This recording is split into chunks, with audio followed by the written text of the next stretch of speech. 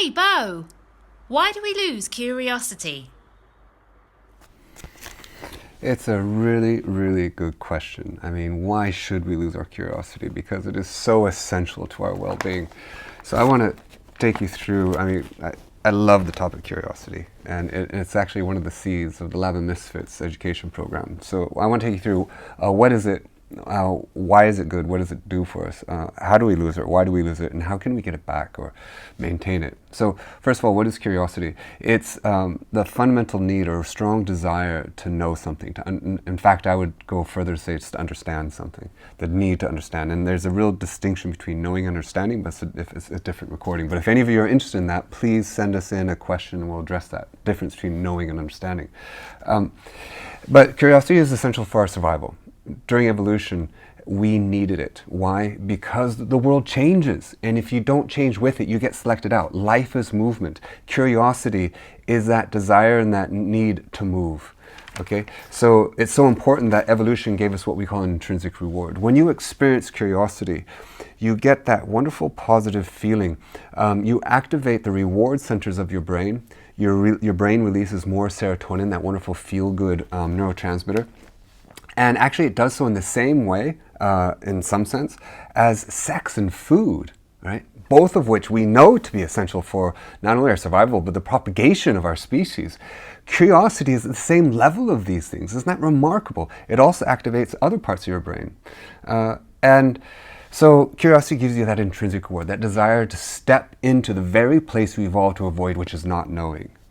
So what is it good for? What does it do for us? Well, rather than phrase it in that sense, I want to phrase it as what happens when you don't have it. It's almost as a motivation to be curious. Well, first of all, people who are not curious, they tend to be more aggressive.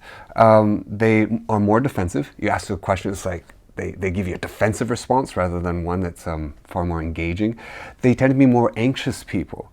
They're more likely to experience depression, frequent depressions, in fact.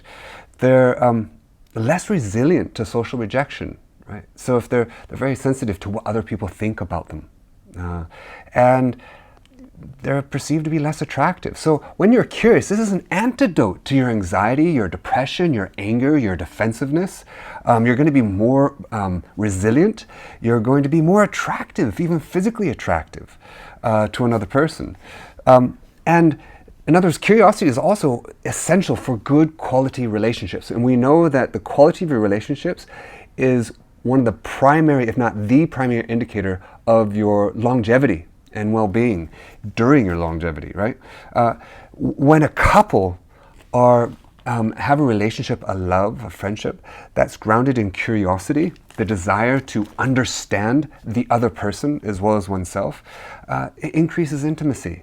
It increases trust between the two people.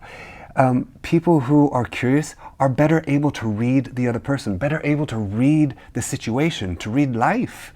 In other words, they have better empathy, more compassion. Isn't that what you would want in yourself and the person that you're with? And so if you're with someone who's not curious, or if you yourself are not curious, right? How are you actually facilitating, enabling, empowering a quality, loving relationship? And if you're with someone who's not curious, the harsh reality is it's not going to last, right? Because relationships must grow, they must expand. And if they don't have that curiosity, they're not going to do so. They're going to be more pragmatic, utilitarian. So how do you know if the person that you're with, or even yourself, is curious? I'm in New York. There's a couple of helicopters flying around here. I wonder why they're doing that. I'm curious. So first, do they ask questions? Do they ask questions of life? Do they ask questions of other people? Are they sitting there quiet? Are they engaging with other people? Are they what I call not just interesting, are they interested? Right? The interesting and interested. Do they ask, does your lover, does your friend ask questions of you? Right? Without prompting. Right? For their own motivation. Do they truly seek questions that want to understand you as opposed to convince you or something like this? And if they don't, again, you gotta go. And then if they do ask questions, there's a lot of faux curiosity out there. We all kind of know we're supposed to ask questions, but what's the nature of the questions? Is the question of probing to understand not just what you did and where you did it and how was the weather when you did it. It was, why did you do it? And I don't mean like, why did you do it? I mean like, whoa, really, why did you do that? I really want to understand. Because we all make sense to ourselves, just not to other people, right? And to understand another person is not to understand what they did or where they did it, it's to understand why they did it. Okay, it's to get inside them. So that's another thing. Do they ask questions? Do they ask questions about why? That's trying to understand rather than say ridicule or convince.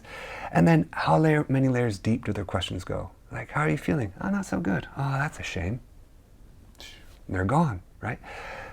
Do they, oh, tell me about that. What's going on? Oh, it's my child, they're having a hard time. Oh, really? What's going on with them? How many layers deep do they go? Are they engaging with you? Or when they ask you a question, it's like, hey, how are you doing? I'm not doing so well.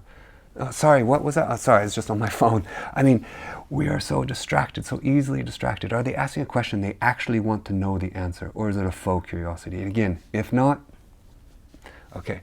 So why do we lose it then? Oh, actually, one more thing. Even worse for those people who you might be with, or even yourself, do they block questions? Not only are they not asking questions, or they're only going one layer deep, or they're asking like information-based, database questions, not really deep questions. Do they even block it? Like if you ask a question, are they getting defensive? Are they immediately shutting you down? Why do you want to know that? Are you being ridiculed for the questions you ask? Are they not even interested?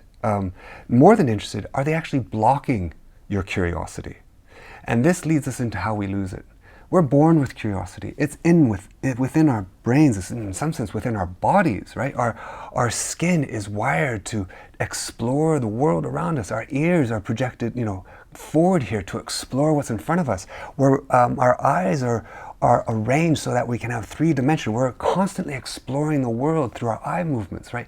We are wired to explore and in some sense to ask questions. But what happens is we lose it. We lose it through our education.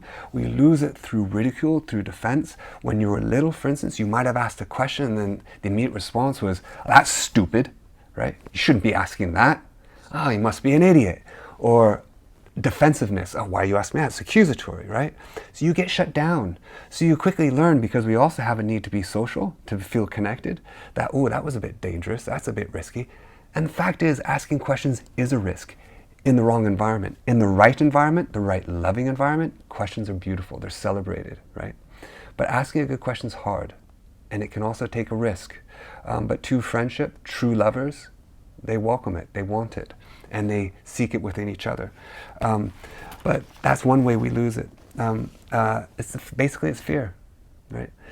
Another aspect is a fear that's related to, well, if I'm curious, what if I ask a question about myself, what I thought to be true before, and what if I'm wrong? What if I come out that actually all that stuff that I thought was true about my past, the traumas, whatever it might have been that's brought me to this point, what if I'm wrong? Maybe I have to think about things differently. Self-awareness is hard, right? Because it requires effort. A lot of us speak to it, yeah, I want to know myself and all this kind of stuff. But so often then we're then presented, well, this is just me. That's me, right? It's such an unattractive statement. Why? Because it means the person is not willing or even interested in moving. That's it. That's me at 12, or that's me at 18, or that's me at 35. What does that mean? We're constantly moving, right? And so we will actually even shut our own curiosity down, because then it means with curiosity, we actually require the effort to discover. And that's not always easy, because we're not always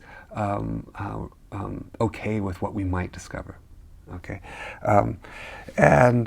so be around curious people, be around the interested and interesting, and be the interested and interesting. Seek understanding, right? And then finally realize that it's good for you. It's as good for you as sex. It's as good for you as food. It's going to make you less aggressive, less defensive. You're going to be more attractive to other people. You're going to be more attractive to yourself. You're less likely to be depressed. What's not good about that, right? So be curious.